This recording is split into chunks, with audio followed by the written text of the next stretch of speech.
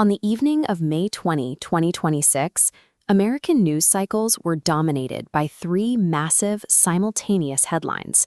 A deadly virus was approaching the border, the president had just secured a legal shield against tax prosecution, and a civil rights boycott was erupting in the South. The specifics of each story felt chaotic and disconnected. One involved an Ebola outbreak triggering border closures, another involved a Department of Justice settlement paying out billions, and in Georgia, voters were protesting a sudden shift in their electoral maps. Each of these events shares an identical signature in how they were authorized. In every case, the government relied on a specific set of tools to execute a decision, tools designed to move faster than the usual legal or legislative process. The guardrails of American democracy are rarely shattered by brute force. Instead, they are bypassed. Executive power is increasingly channeled through obscure legal loopholes and emergency exceptions to achieve results that traditional laws would struggle to authorize. To understand what is happening to the state of the nation, we have to look past the sensational political drama of these headlines. We need to examine the hidden institutional mechanics pulling the strings behind the scenes.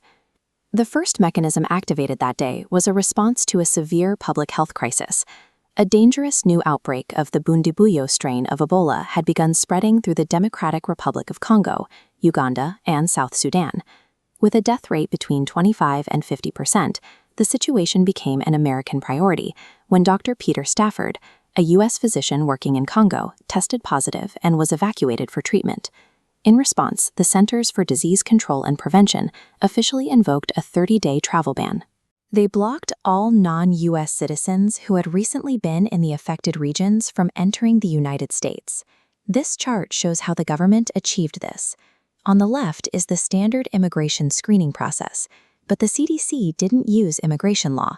They used Title 42. That is an obscure health code that allows for the direct, single-step override you see on the right. By utilizing a health code instead of standard border protocols, the executive branch was able to instantly bypass legislative oversight. Under the label of a medical emergency, they assumed unilateral control over who could cross the border. Emergency public health mandates offer a powerful legal mechanism. They allow the state to restrict human movement immediately, bypassing the usual democratic checks and balances through the invocation of safety. In Washington, D.C., a different type of mechanism was being deployed. President Donald Trump had previously filed a $10 billion lawsuit against the IRS over the leak of his confidential tax returns. That lawsuit resulted in an extraordinary resolution. Acting Attorney General Todd Blanche signed a one-page settlement stating the IRS is forever barred and precluded from prosecuting or pursuing claims against Trump and his organization for prior tax returns. This circular chart shows the structural tension at play. You have the president at the top, directing his own Department of Justice, which is then negotiating a settlement with the IRS. The plaintiff and the defense are operating within the same executive loop. Out of this closed-door negotiation came a massive financial prize. Alongside the permanent tax immunity, the settlement created a $1.776 billion compensation fund intended for those who claim they were targets of political weaponization. Lawmakers from both sides of the aisle demanded answers. Senate Minority Leader Chuck Schumer called the move a get-out-of-jail-free card, noting the president sued the government he runs, had his own DOJ settle the case, and pocketed a prize of permanent tax protection. When the executive branch can sue itself and settle the case internally, intra-government lawsuits become a tool to legally authorize absolute immunity for those at the top. At the same time, voters in Georgia were heading to the polls for critical primary races for both the U.S. Senate and the governor's mansion. Beneath the political horse race, the legal landscape of the state was shifting. A recent Supreme Court ruling had rewritten parts of the Voting Rights Act, changing the rules for the election before the first primary vote was even counted. This map shows the structural consequence of that court decision. It illustrates a dense cluster of minority voters being divided and absorbed into several larger districts, a redrawing of boundaries that dilutes their collective influence at the ballot box. The ground-level reaction was immediate. Recognizing this legal maneuver, the NAACP called for a black athlete fan boycott, creating a direct economic challenge to the disenfranchisement occurring in the polling places. The situation in Georgia shows that you don't need to physically stop people from voting to take away their voice.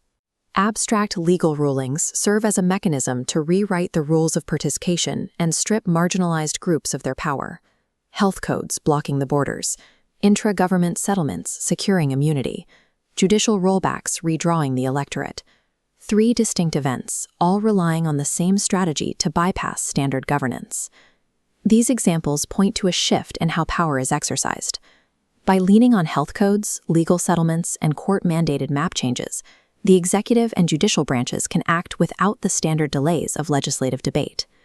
We often expect the breakdown of institutions to look like a cinematic collapse, but the greatest threats to a nation's foundational integrity often arrive disguised as necessary bureaucratic maneuvers, public health precautions, and standard legal settlements.